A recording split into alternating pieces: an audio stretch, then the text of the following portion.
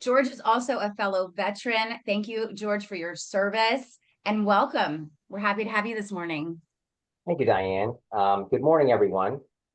Thank you for joining us today. The topic for today is budget season boot camp, preparing CAMs and boards for smarter spending. This class is designed to equip you with the tools and insights you need to better manage and forecast landscaping budgets, which, as all of you know, is one of the top expenses on your budget every year. So today's objectives are, we want to understand the major landscaping cost categories. We want to learn Florida-specific budgeting ranges. We're going to talk about forecast needs by season, identifying cost-saving opportunities, and improving vendor collaboration. From budgeting basics to smart forecasting, cost-saving ideas, and best practices for working with your contractor. We'll wrap it up with key takeaways, and then after that, we'll do a Q&A. After the Q&A, we're going to have a quick 10-question quiz that we will go through together. Okay, why does landscape matter? Landscaping is typically one of the top 3 line items in your HOA budget. Landscaping impacts your property value and your curb appeal. We believe that proactive planning equals smarter spending and better outcomes. And then finally, today's goal is to align your landscaping investment with your community goals. Landscaping usually ranks along as one of your top expenses alongside insurance and reserves. Well-planned landscaping improves property value and reduces cost of prices. So there are several main budget categories for landscaping. The first one is maintenance. That's typically your recurring expense every month, where the crews show up, they mow, edge, weed eat flow, trim the shrubs, take care of the weeds, etc. Enhancements are improvements to the existing landscape. Those could be hardscape improvements, landscape improvements, upgrades to the irrigation system, etc. There's irrigation and water management, pest control and fertilization, and then finally tree work and emergencies, which we've all seen increased costs in those areas as a result of the amounts of hurricanes that we've had over the past several years. So here's a breakdown quickly of costs by service type. So, and these are per acre costs, just to give you a basic understanding of per acre, what you can expect to look for or to see in your budget. I can provide more specific details if anybody wants to talk one-on-one about that. I want to mention that your numbers may differ depending on where you're located, the scale. Like if you have a very large community, these numbers may differ because of the amount of time that they would be spending on property. But this is just a good benchline, number. So budget allocation by pie chart. So this is basically historically where the most of your money goes. So 60% of your landscape budget is going to typically go to regular maintenance. Then you've got 10% is going to go to enhancements. 10% is going to go to emergency or tree services. 15% is going to go to enhancements. Irrigation is 10%, and pest control is 10%. Again, these are just averages based on our experience. It may differ for you based on the particular circumstances of your community.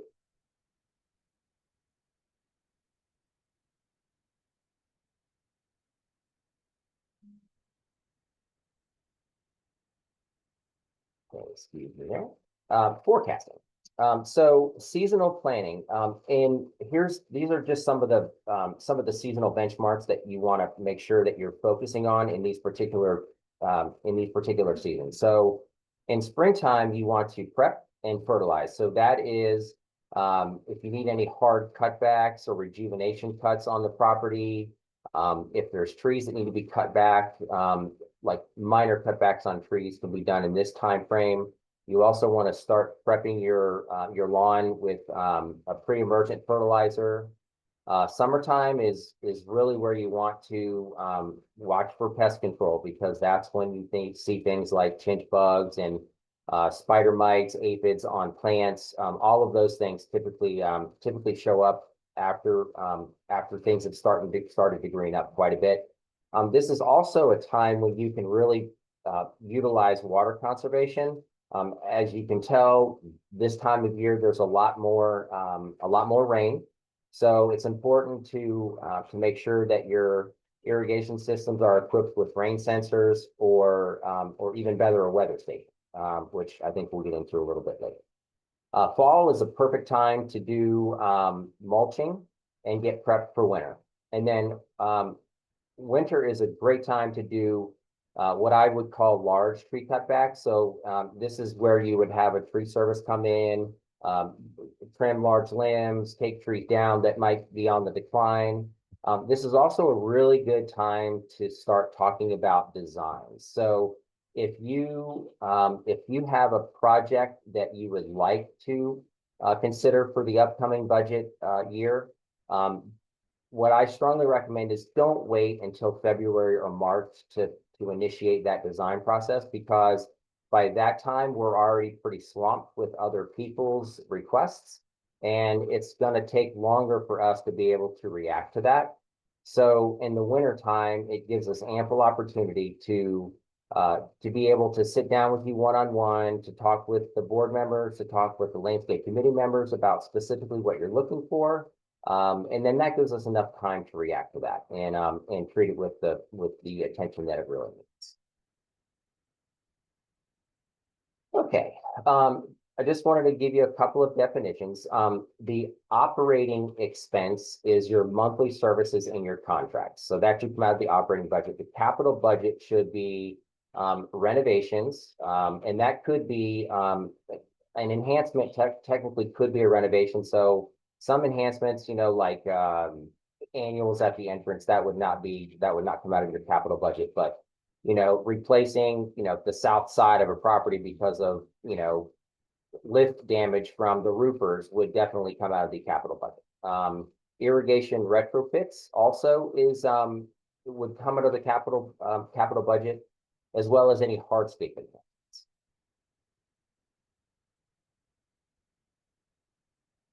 So here is the prioritization framework. So obviously safety comes first. We always say if there are trip hazards on the property, if there's dead or dying trees, those need to be looked at first. The second is preservation.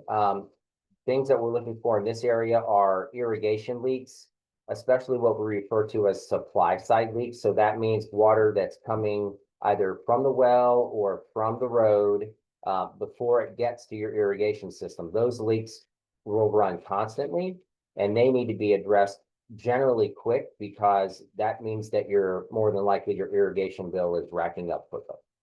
Also, drainage and erosion problems would fall into this preservation area.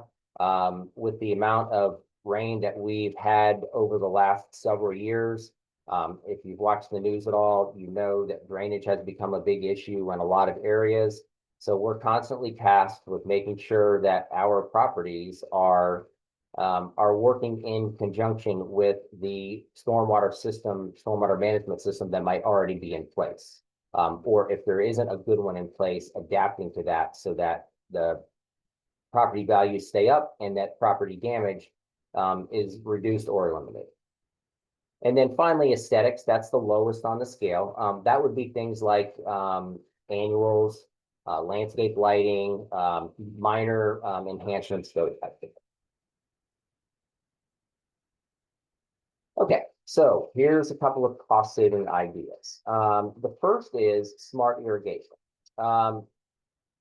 The irrigation industry, the technology in the irrigation industry has come light years in the last 5 years. It has improved so significantly. Even 5 years ago, we were still using wired rain sensors, which they're still great, don't get me wrong. But now we have we have locations where we have weather-based controllers built into or attached to the irrigation controller.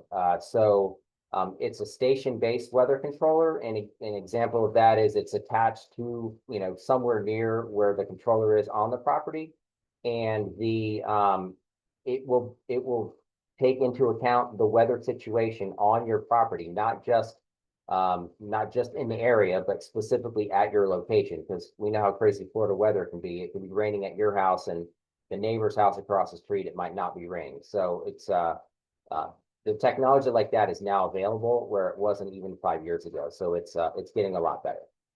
Flow sensors, which will determine if there's a leak in the system and automatically shut it down, is a great way to save money. And then also occasionally, either the St. John's Water Management District or the South Florida Water Management District, they'll offer rebates for retrofits that might save money. So that's something that you also want to look at.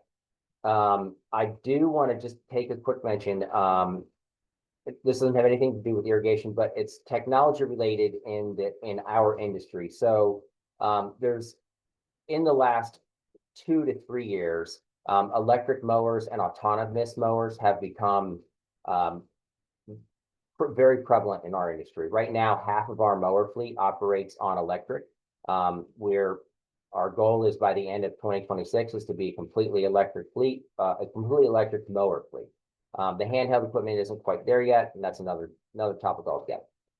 We're also demonstrating using a demonstrative mower for autonomous mowing, basically where you don't have an operator, which is pretty cool. We expect sometime in the next 2 to 3 years, with the right properties in place, that we will take advantage of that as well.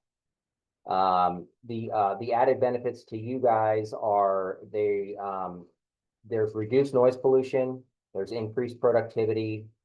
We're reducing the amount of our reliance upon traditional fossil fuels, which is one of Terra-Scape core values. Okay, opportunity number 2. Right plant, right place. So if you've been in one of my seminars before, we always talk about putting the right plant in the right place. We recommend using Florida native or Florida friendly species. So either one will work, and I can provide plenty of examples of the types of plants that we use regularly and suggest regularly, if anybody's curious. Also, you want to reduce the amount of overplanting, because that reduces the amount of maintenance that's necessary.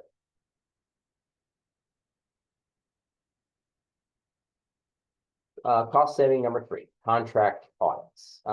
So here's a couple things to look at.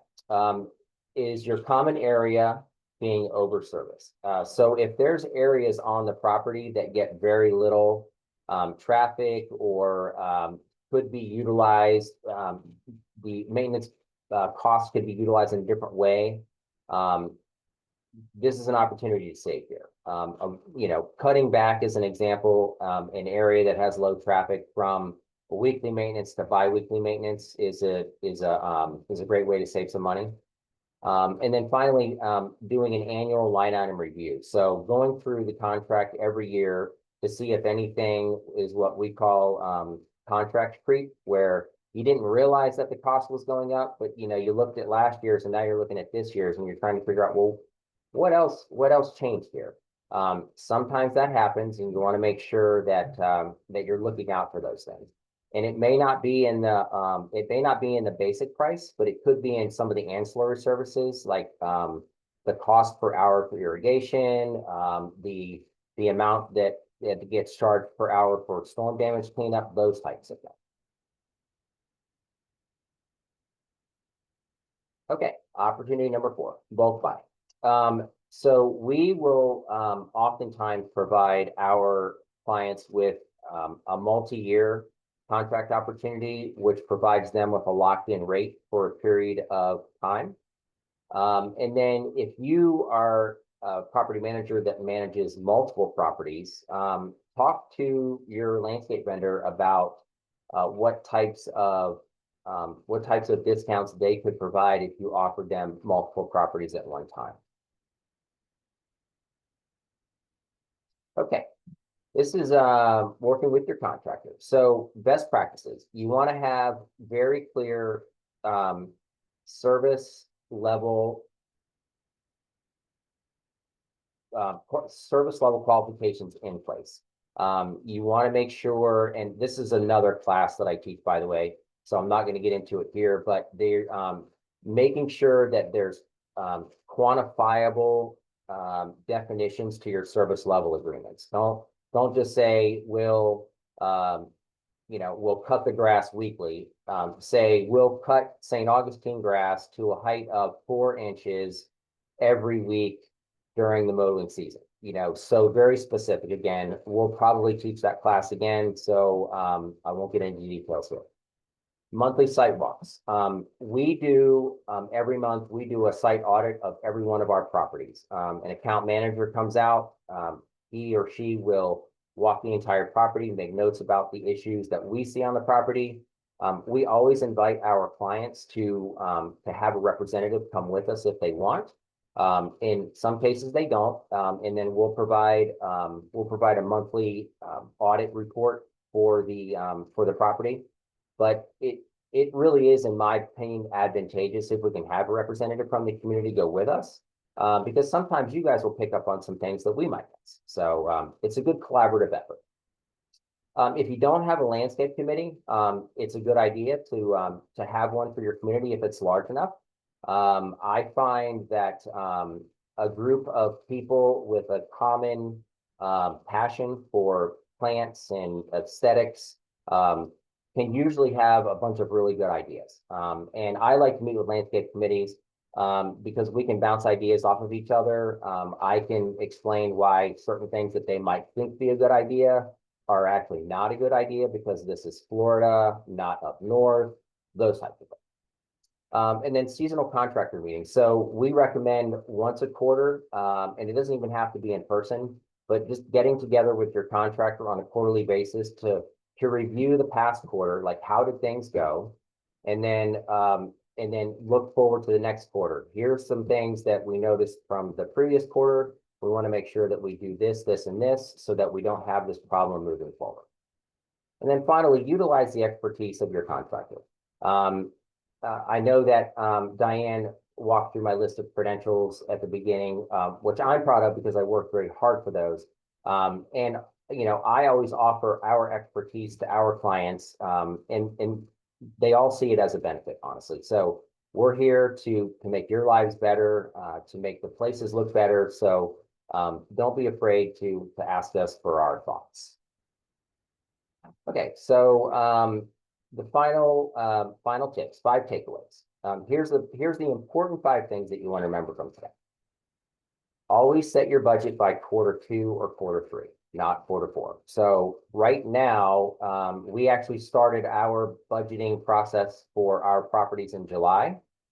We are finishing up now with the process, and it's September. So we started in quarter 2. We're not yet even in quarter 3, or we are in quarter 3, but we're not yet in quarter 4, and we're already finished with our budgeting.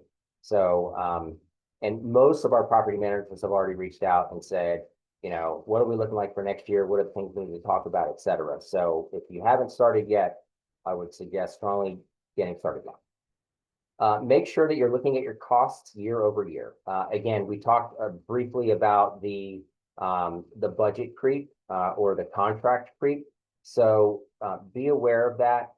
It's a good idea just to keep track, to figure out like where it's trending. Is it, I can assure you at this point, it's most likely not going down, but you want to also make sure that there's not any big spikes. That causes issues with the budget. So it's just a good idea to keep track of those. Have a 3-year plan in place for enhancements. That helps you in several standpoints. It helps from budgeting, obviously. It also helps put a more cohesive plan into place. So having that in place is a great idea. Again, if you listen to me before in one of my seminars, you've heard me talk about the most important thing in landscaping is to have a plan, because if you don't have a plan, then everything looks mishmashed and it doesn't look cohesive and professional like it could. Use smart tech for irrigation.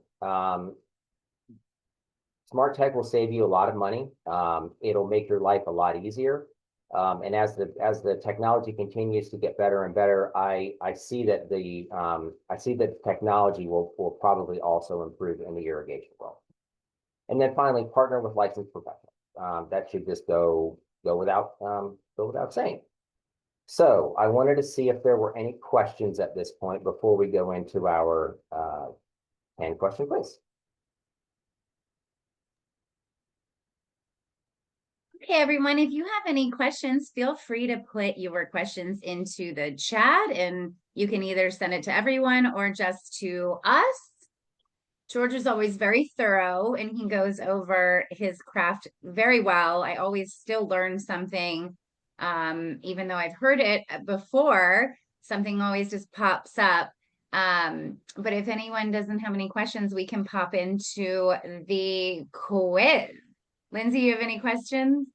I don't, but I will again reiterate what George said, that if you're looking to get your numbers in for your budget, it's so important to get on top of it, whether for landscaping, for your pool, for your roof if you need roof repairs, anything that you need done. Now is the time. If you wait too much longer, you're going to be at the end of everybody's list. So you want to make sure you get in there and get those proposals. And it never hurts to get a second opinion. If you have a landscaper that you love, that's great, but it doesn't hurt to get another price from someone, because at least if the price is less than where you are, you can go to them and say, hey, listen, can we get close to meeting this number? So it never hurts, even if you're happy with who you have. I have a question here that's interesting. What does landscaping do to property values? Is there a dollar spent to dollar gain metric? Have you ever heard that or thought of that? I have. So now in terms of HOAs or condominiums, I don't have specific numbers, but I do have residential numbers.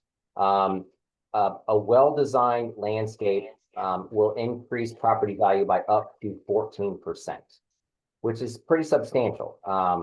And I believe that number comes from the National Association of Realtors. So that's not a landscaping term that we just whipped up. That literally that's where that number came from. And I think that statistic is probably 3 years old at this point, but the last number that I heard was a well-designed landscape can improve property values by 14%. I like that. Which enhancements are more important? Lights, new plants? So that's gonna be based on what the community's goals and objectives are. A lot of people like lighting because it does multiple things. It provides security in areas where you might have dark patches, things like that. It provides really nice aesthetics. So basically, half of the landscape is at night, so you can't see it. So it's nice if you have landscape lighting to be able to, create that effect for the other 12 hours of the day, or 8 or 10 hours of the day. But again, if lighting wasn't something that was high on the priority list for the association, plants is a great way to improve aesthetics, and it's typically, depending on the size of the project, can be a little bit less expensive than landscape lighting. Okay, I like that. All right, let's go into the quiz. And everyone, if you just want to put your responses into the chat, this is always fun. Oh, we had one more pop in. Pricing for smart tech irrigation. So surprisingly, it's not as expensive as some people might imagine. So entry level smart controllers can start at $300 or $400 with no annual fee, no monthly fee. They can go up, on station weather controllers with an irrigation controller. Those are a little bit more expensive. The starting prices are usually in the $1,000 range, and there's usually a monthly or an annual fee associated with that because of the weather station. The one I'm specifically thinking about also does not require that you have your own Wi-Fi connection. It uses its own, so that's also one of the reasons for the higher price. But it's you really do, I guess, you get more when you pay more. It's kind of that scenario. But the entry level ones are really good. If you don't have anything now, the entry level smart controllers are a really good way to save money right off the bat. I've got another one coming in. Would you put ponds, fountains, lakes as part of your landscaping? Yes, absolutely. So not building one. Ponds maybe. We do install fountains. I've never built a pond, but I'm sure I know somebody that could. You're like, don't tempt me with a good time. Don't let me geek out on you guys. Yes, we do fountains for lakes and ponds. If that's the question that's being asked. Yeah. Okay, guys, thanks for the questions. Okay, let's get into the quiz. George will just give a brief second before we put the answer out there. One more question. What is your opinion of dark skies, no uplighting? I love these questions this morning. Yes. So I'm wondering if the questioner is referring to oceanfront lighting. That I'm guessing that's probably where that question is coming from. That is another whole entirely different subject that would probably just be a class in and of itself. It's very complicated. It's even more complicated in Volusia County, if you happen to live in this county. So that's a better question if we talked offline, honestly. Potential future class. We love that. Okay, let's do the quiz. Okay. Which of the following is typically one of the top 3 expenses in a community association budget? Oh, do we have the slides to go along with it too, just for everyone to see? Are they not? I just see the Q&A right now. It paused for some reason. Oh, everyone's responding, putting landscaping, landscape. How do I unpause this? You're asking the digital dinosaur over here? Let's see. Although I'm digital die. Love it. Lindsay? Are you using the other prog? You should Left just, or is there right? not like just a play button? Oh, wait. There she is. There we go. There she is. I knew Lindsay could do it. Everybody got landscaping without seeing the options. Got some Good. smart people with us this morning. All right. So the correct answer is B, landscape. Everybody can see that, right? Yes. Okay. 2, what is the key benefit of proactive landscape budget planning?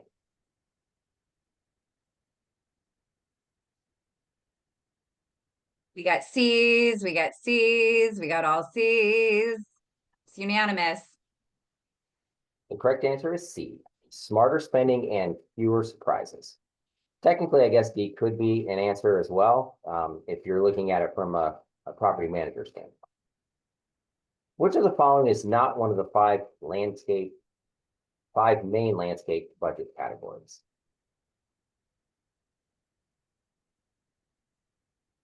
They're flying in here. C. Unanimous again. Good. Okay, number 4. What is the average per acre annual cost for turf maintenance in Florida?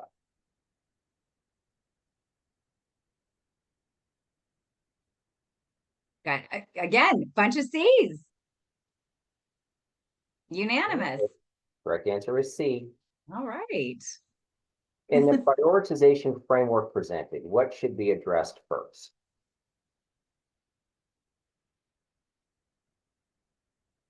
Got some D's, got some C's. So this one's a question mark. C or D is what we have on this board.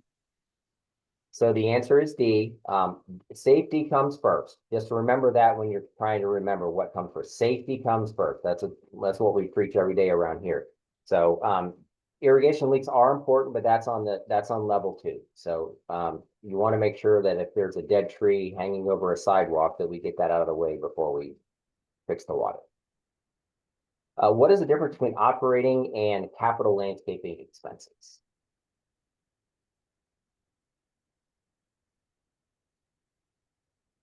I don't see. Oh, there we go. Okay, we got some B's. All B. Oh, there was an A in there. There's a C in there. Okay. So the correct answer is B. Operating is an ongoing maintenance. Capital includes long-term improvements. Which season in Florida is most appropriate for tree work and new landscape design planning?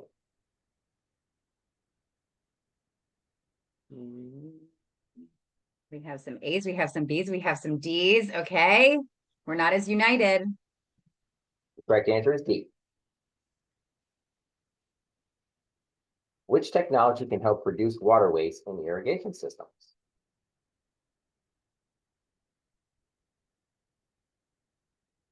B's. Yeah, that's unanimous. Good. Right answer. What is a recommended strategy to reduce costs in underused common areas?